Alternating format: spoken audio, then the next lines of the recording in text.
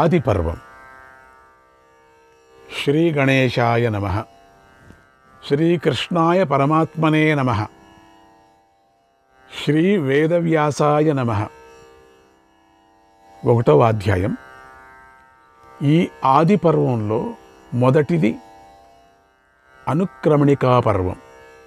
ఇందులో గ్రంథ ప్రారంభం, గ్రంథం యొక్క మహిమ చెప్పబడ్డాయి. నారాయణం నమస్కృత్య నరం చైవ నరోత్తమం దేవీం సరస్వతీం వ్యాసం తతో జయముదీరయేత్. ఓం నమో భగవతే వాసుదేవాయ. ఓం నమః పితామహాయ. ఓం నమః ప్రజాపతిభ్యః. ఓం నమః కృష్ణద్వైపాయనాయ. ఓం నమః సర్వవిఘ్న వినాయకేభ్య నమః. సర్వవిఘ్నేశ్వరుని ప్రార్థన చేసుకుంటూ మనం ప్రారంభం చేస్తున్నాం. లోమహర్షణ పుత్ర ఉగ్రశ్రవాః సౌతిః పౌరాణికః నైమిషారణ్యే శౌనకస్య కులపతేః 12 వార్షికే సత్రే. పూర్వం ఒకనాడు కులపతి, అందరికీ పెద్ద అయినటువంటి శౌనక మహర్షి, ఆయన జ్ఞానంలో చెప్పటంలో, పురాణాలు చెప్పడంలో మహత్తరమైనటువంటి శక్తి గలవాడు. కులపతి అయినటువంటి శౌనక మహర్షి నైమిషారణ్యంలో 12 ఏళ్ల పాటు చేసే 12 వార్షిక యాగం చేయసాగాడు. 12 ఏళ్ళు, రెండో 12 ఏళ్ళు. అప్పుడక్కడికి లోమ మహర్షుడి పుత్రుడు సూతపుత్రుడు, పౌరాణికుడైనటువంటి ఉగ్రశ్రవసుడు వచ్చాడు. ఉగ్రశ్రవసుడు ఆయన్ను చూడగానే మునులందరికీ ఎంతో ఆనందం కలిగింది. ఆయన నుండి కథలు వినాలని ఆయన చుట్టూ చేరారు. కథలు చెప్పడంలో చాలా నేర్పరి, అద్భుతమైనటువంటి పౌరాణిక కథలను అంత అద్భుతంగా చెప్తారన్నమాట. సూత మహర్షి వారి క్షేమ సమాచారాలు తెలుసుకున్నాడు. వారి నుండి గౌరవ సత్కారాలను కూడా అందుకున్నాడు. వారు ఇచ్చిన ఆసనంపై కూర్చున్నాడు. వారిలో ఒక ముని ఇలా అడిగాడు, ఓ సూతపుత్ర, మీరెక్కడి నుంచి వస్తున్నారు? ఏ ఏ ప్రదేశాల్లో ఎంతెంత కాలం ఉన్నారు? ఈ విషయాలన్నిటినీ పూర్తిగా చెప్పండి అని అడిగాడు. అప్పుడు సూతపుత్రుడు తన గురించి ఇలా చెప్పాడు. ఓ శౌనకాది మునులారా, జనమేజయ మహారాజు సర్పయాగం చేస్తున్నాడు. ఆ యాగంలో వైశంపాయన మహర్షి మహాభారత కథను చెప్పాడు. ఆ మహాభారత కథను ఆ సమయంలో చెప్పాడు. నేను దాన్ని విన్నాను. ఆ సమయంలో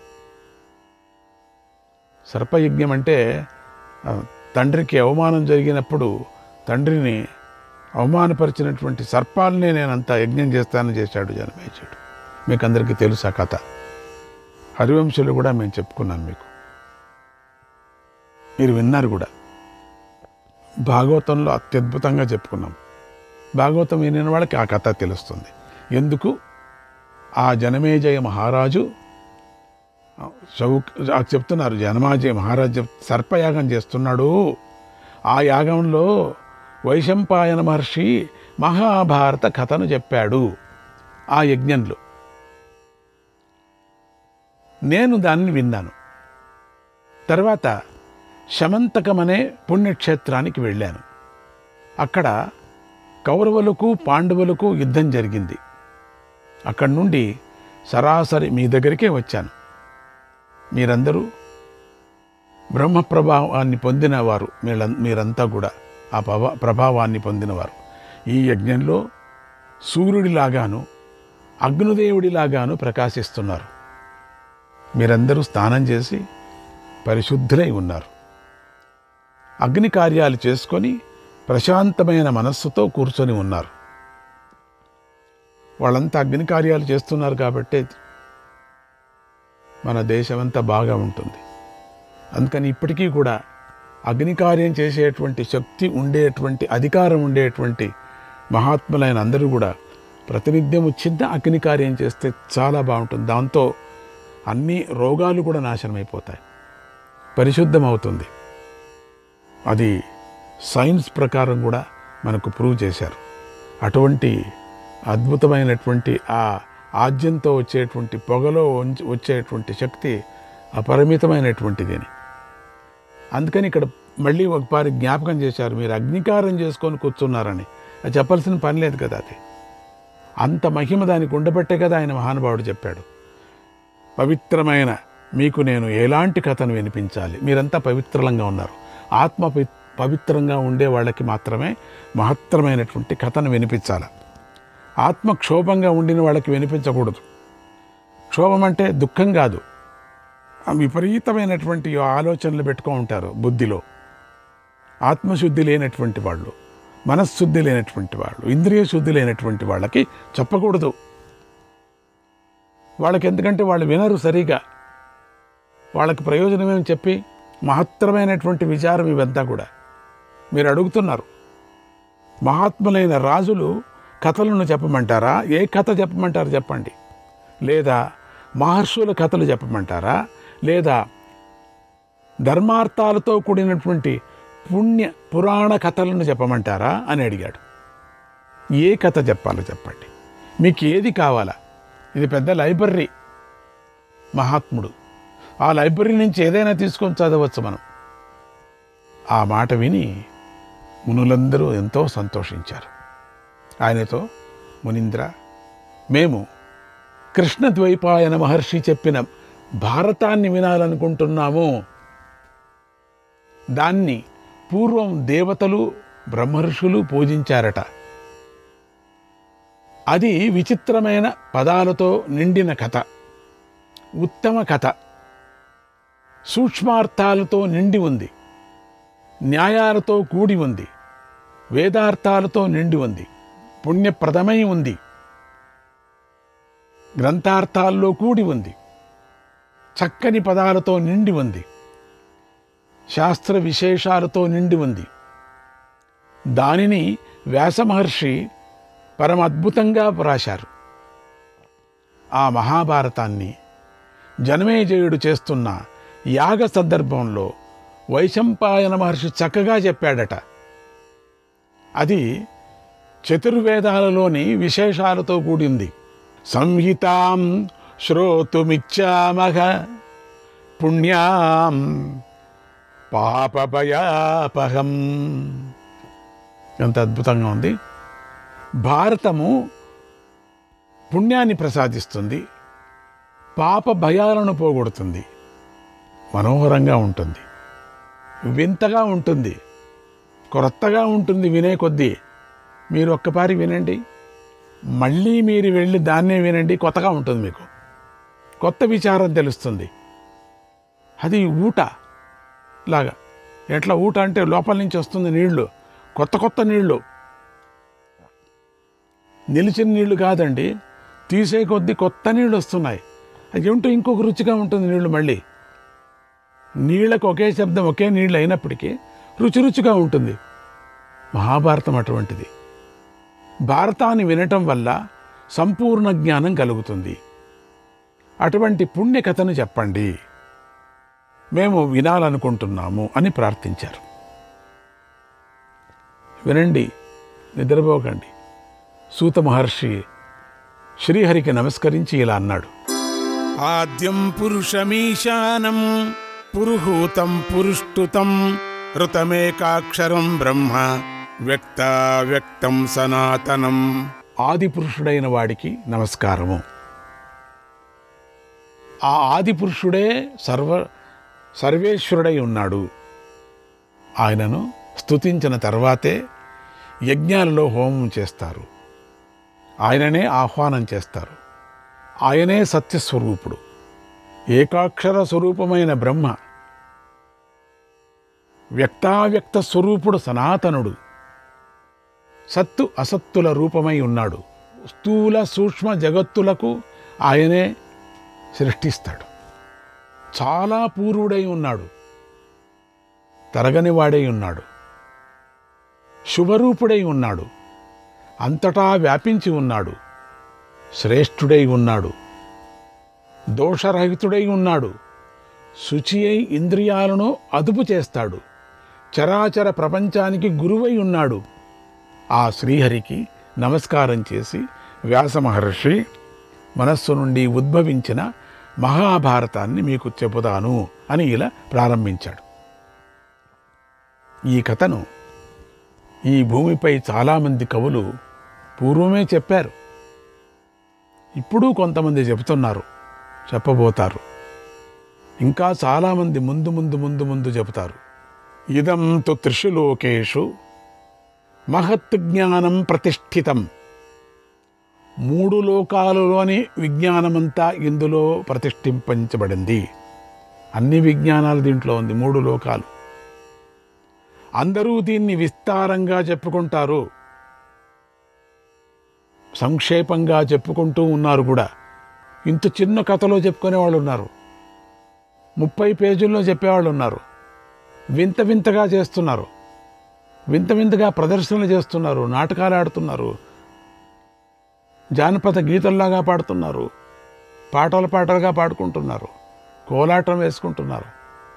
అద్భుతమైనటువంటి మహాభారతం మన జీవితంలో వినటం అనేది ఒక పెద్ద అదృష్టం మనకు.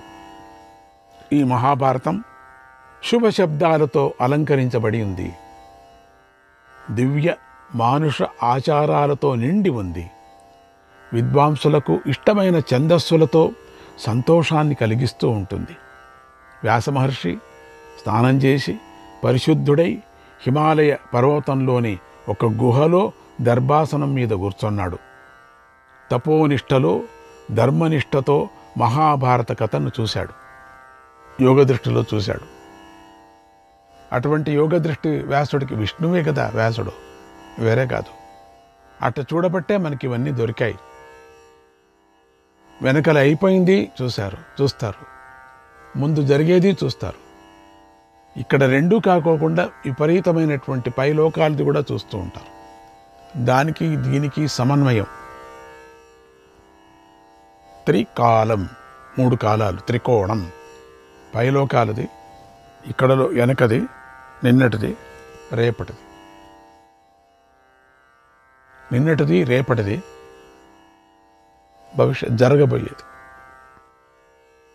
ఈ 3 కూడా త్రికాల జ్ఞానం. జరగబోయేది ఏమిటి అంటే రేపటిది అనవచ్చు, జరగబోయే కాలం అని. దానికి 3 దృష్టిని చూసేటువంటి మహానుభావుడు యోగ సమాధిలో ఉండి పూర్తిగా చూశాడు. సృష్టికి పూర్వం అంతా చీకటితో నిండుంది, వెలుగే లేదు. అప్పుడు ఒక పెద్ద అండం పుట్టింది. అది ప్రజలను సృష్టించటానికే బీజం అయ్యింది. ఒక పెద్ద అండం, ఒక పెద్ద గుడ్డు పుట్టింది. ఆయనకి అట్లా అనిపిస్తూ ఉన్నది వ్యాస భగవానుడికి, తన యోగమాయతో, యోగ జ్ఞానంతో. యుగ ప్రారంభానికి ఆ దివ్య అండమే కారణము.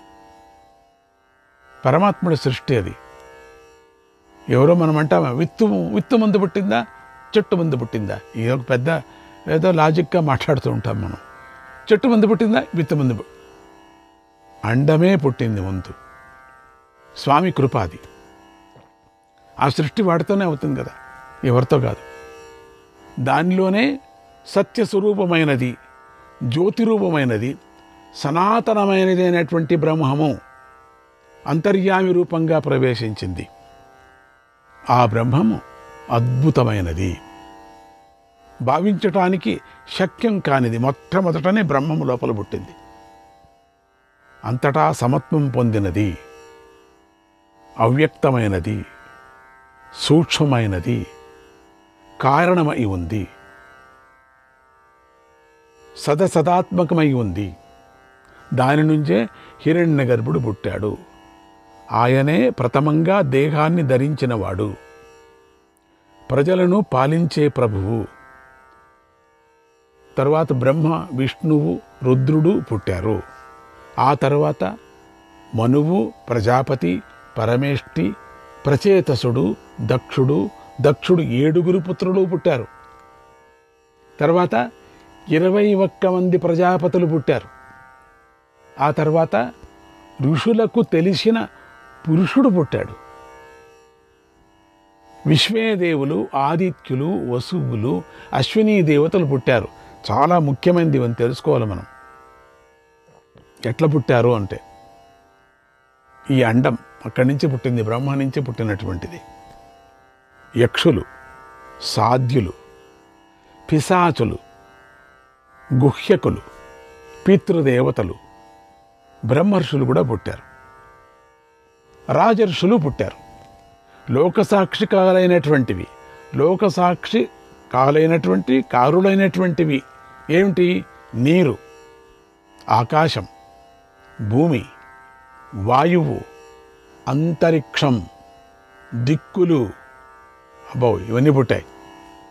సంవత్సరాలు, ఋతువులు, మాసాలు, పక్షాలు, దివారాత్రులు మొదలైనవి అన్నీ క్రమంగా పుట్టుకొచ్చాయి. పూర్వం నుండి ఇప్పుడు కనిపించే ఈ జగత్తంతా మళ్ళీ యుగాంతంలో లయించిపోతుంది.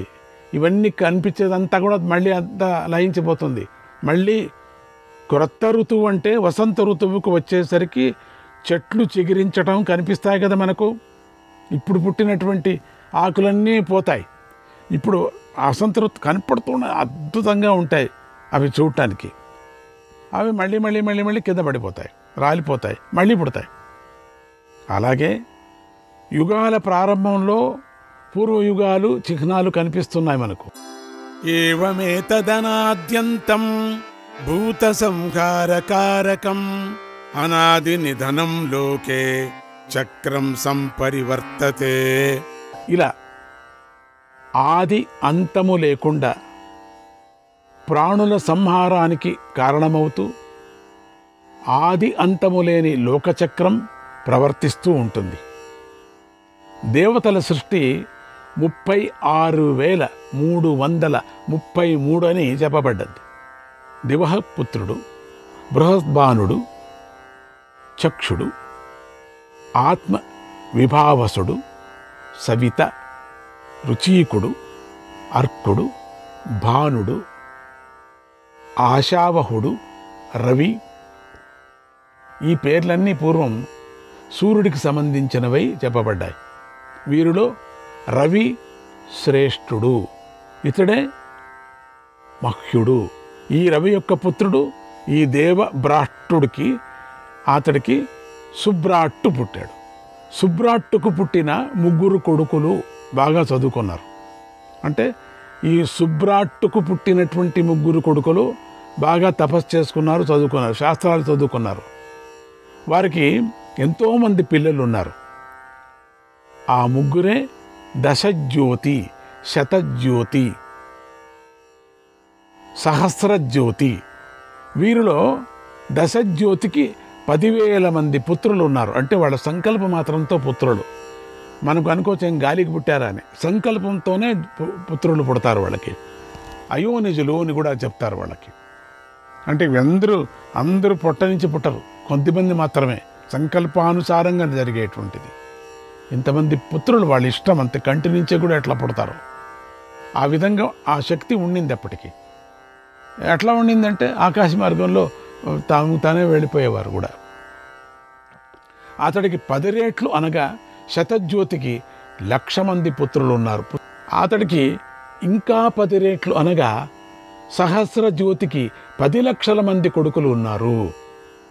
వారి నుండే ఈ కురు వంశం అవతరించింది, యదు వంశం అవతరించింది, భరత వంశం అవతరించింది, యయాతి, ఇక్ష్వాకు వంశాలు, ఇంకా చాలా వంశాలు అవతరించాయి.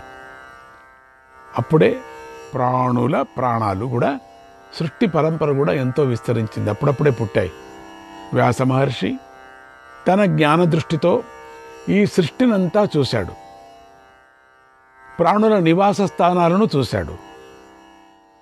ధర్మం, అర్థం, కామం, వీటి భేదాలు, రహస్యాలు, వేదాలు, విజ్ఞానంతో కూడిన యోగము, వివిధ శాస్త్రాలు, లోకయాత్రా విధానం అంతా కూడా వ్యాస మహర్షి చూశాడు దివ్య జ్ఞానంతో. శ్రీకృష్ణాయ పరమాత్మనే నమః.